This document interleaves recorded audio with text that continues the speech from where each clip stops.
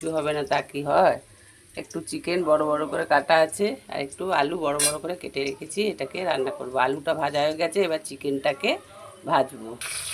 চিকেনটাকে ভিনেগার নুন মাখিয়ে বেশ কিছুক্ষণ রেখে দিয়েছিলাম, তারপরে ভালো করে ধুয়ে নিয়েছি। ধুয়ে নিয়ে এবার একটু হলুদ মাখিয়েছি। হলুদ মাখিয়ে এবারে এই চিকেনগুলো একটু ভেজে নেব, তারপরে রান্না করব।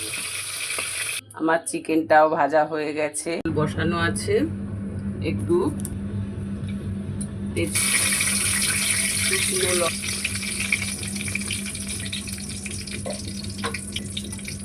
একটু নুন দিয়ে দেবো, কারণ মশলাটা তাড়াতাড়ি ভাজা হয়ে যাবে। একটু একেবারে দিলাম ফোড়নে একটু সাদা, এটা একটু কাঁচা পেঁয়াজ কুচি করে রেখেছি, পেঁয়াজ দিয়ে দেব। এটাকে এবার একটু লাল লাল করে আগে ভেজে নেব। এটা পেঁয়াজের মধ্যে একটু চিনি দিয়ে দিলাম। রংটা আমার ভাজা হয়ে গেছে, একটু হলুদ দিয়ে দিলাম। হলুদটা দিয়ে দিলাম, পুরো দিয়ে দেবো রংটা আনার জন্যে। কেন কাঁচা লঙ্কা দিয়ে পাতা আছে মশলার সাথে, এতে গরম মশলার গুঁড়ো দিয়ে দিলাম। তেলের মধ্যে এই যে মশলাটা আমি বেটে রেখেছি, পেঁয়াজ, একটা টমেটো, আর জিরে, আদা, রসুন আর একটু ধনে গুঁড়ো, এর সাথে সব মেশানো আছে, পেস্ট করেছি মিক্সিতে। এটাকে এবারে এর সাথে কষাবো। এটাকে কষানো চিকেন খাবো।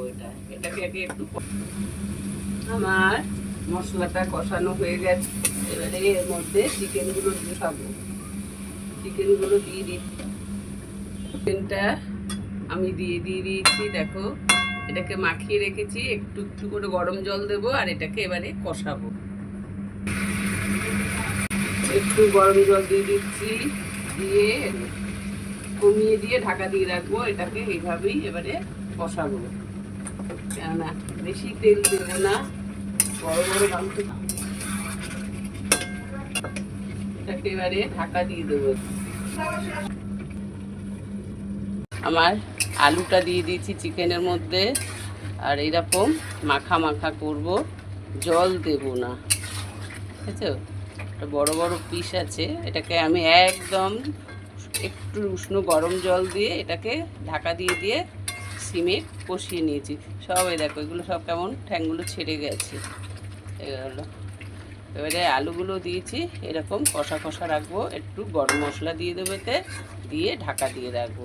তোমাদের কেমন লাগলো আমার চিকেনটা আমাকে একটু লাইক, কমেন্ট, শেয়ার ও সাবস্ক্রাইবের মাধ্যমে জানিও।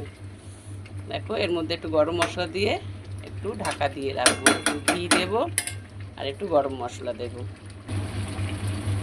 একটু গরম মশলা ছড়িয়ে দিলাম আর একটু ঘি দেব, যে একটু ঘি দিলাম। ব্যাস, আমার রান্না হয়ে গেল। এটাকে এবারে ঢাকা দিয়ে রাখবো। এটাকে